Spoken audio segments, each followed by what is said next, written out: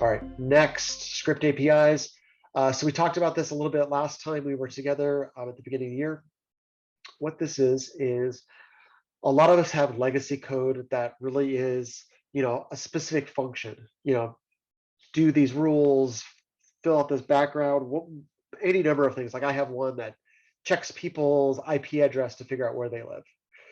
Part of that is maybe I want to use it as part of my script, as part of a script, as part of my process, which is awesome. But wouldn't it be neat if you could access that from outside of it? And of course, I don't see it here, which is lovely.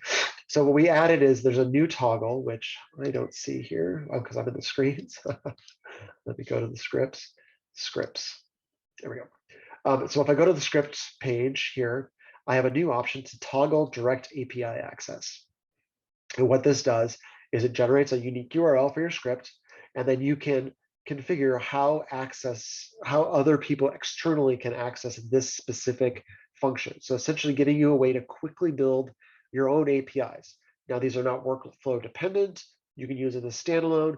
It's just an easy way to kind of build a real simple API with something that you already use as an API as part of your process.